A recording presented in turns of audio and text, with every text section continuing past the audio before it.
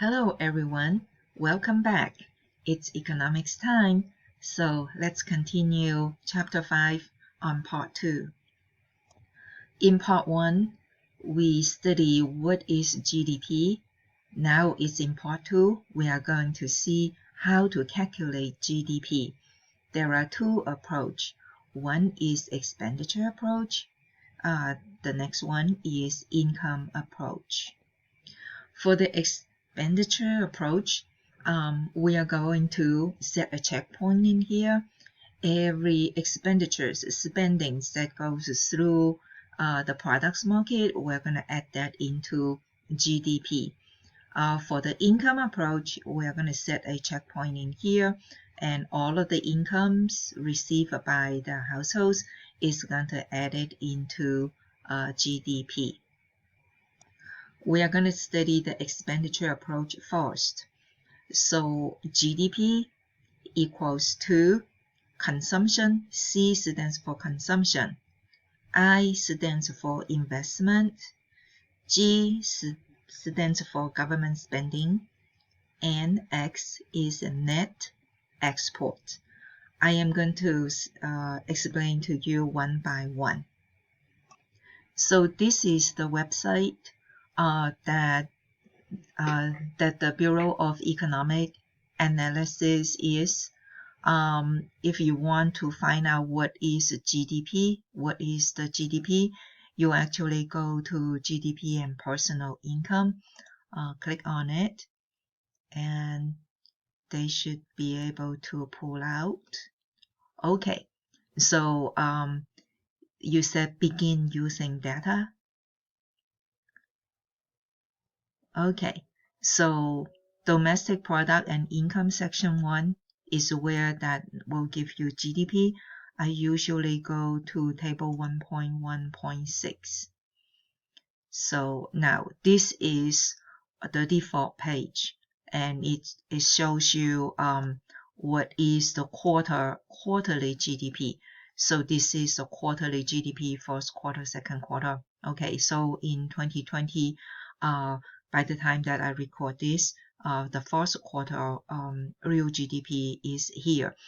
You can see that the first quarter of real GDP is below the fourth quarter of 2019's GDP. This tells us that our economy right now is in recession. We are in recession because COVID-19 affects us, so we have to keep social distancing.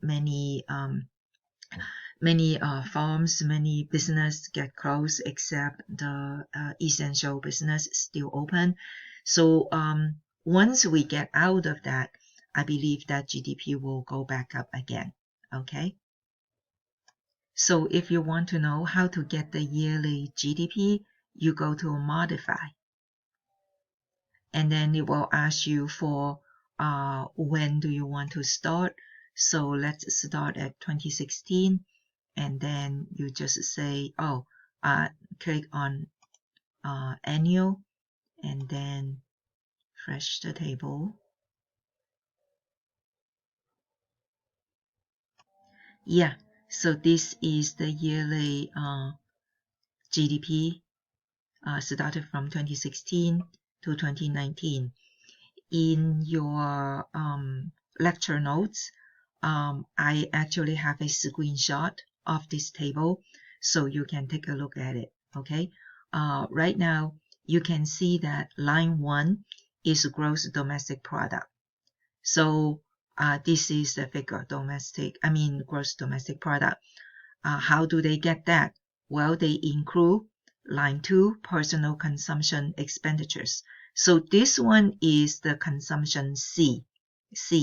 Okay, and then I said plus I is actually line 7, gross private domestic investment. And then there is a line 15, net exports of goods and services. That is our NX. And then there is a government consumption expenditures over here. That is line 22. So each of these item has been breaking down into parts. So I'm going to explain that to you. Okay. Okay, so let's see what are included in consumption, personal consumption expenditures.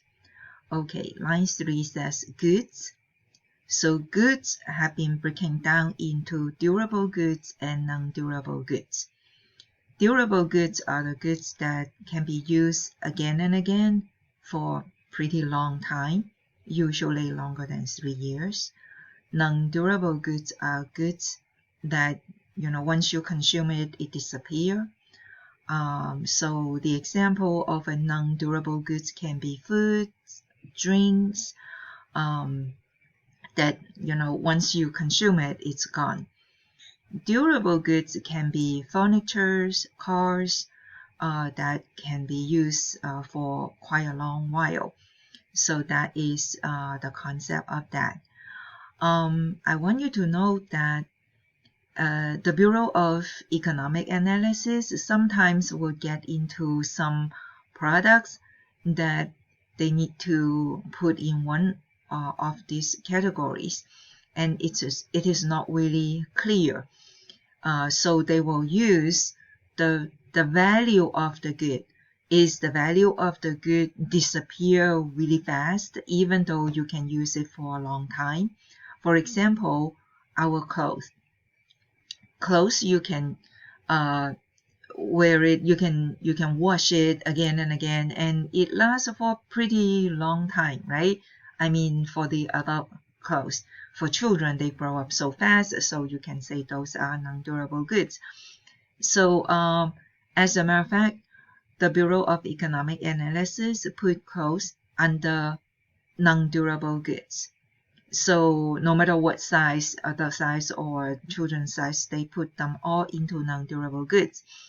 Their argument is that once you buy a clothes, say you spend $20 to buy a t-shirt, after one wash, you don't like it anymore. So if you put it back in the market for sale, that value is not worth $20 anymore, right? You can find hardly people want to buy a used clothes. So the value goes down to maybe 20 cents. Maybe you give it for free to Salvation Army. So the value drops almost down to zero. So that is why it's not really judging it by function, but judging it by the value. Okay. It also includes service too. So our car insurance, medical insurance, utility bills, entertainment, those are in service. Tuition is also in service. Okay. The next one is line 7, gross private domestic investment. So the private means business, firms, companies. When they purchase new capital, that is called investment. So it includes fixed investment. Under fixed investment, they break it down to non-residential fixed investment. Non-residential means that it's not for people to live, it's not for shelter, it is for production. So it includes structures, for example, office buildings, plants, shopping malls, shopping centers. Equipment includes the machineries and tools. Intellectual property products include all of the software and all that. Do you remember? In fact, those are capitals. Capitals are man-made productive assets, includes constructions, machineries and equipment, and software, right? So it is over here. So the firm's investment on buying new capital, that is in here. Okay, and then residential. Residential are households housing. When people buy a house to live in, that is in here. This is very important. I want you to remember this. So households are the one who buy houses that is built in the same year. For example, in 2019, the new houses is on here, the purchasing value is in here. Apartments, condominiums, any constructions that is for people to live in for residential purposes, that is included in here. So sometimes people think that, well, residential houses, shouldn't that be durable goods because it's for our consumption, right? Well, remember what they judge the financial value of the assets. For example, our house, even though it is durable, it is for consumption, however, the value of it, it's more like an investment good. When the economy is going well, going up, the housing value actually go up. When the economy is in recession, the housing value also goes down. So it is as if it's an investment good. So that's why they put it in here. The next line is changes in private inventories. Changes in private inventory equals to production minus sales. So let's see, what does that mean?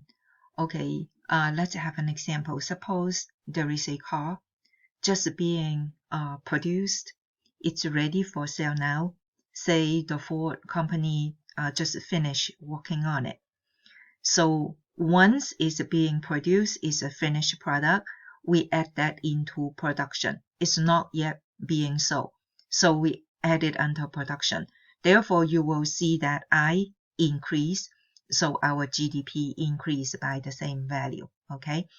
All right. Later on, this same car have been shipped to the car dealer's shop, and the car dealer sell this car to, say, to you.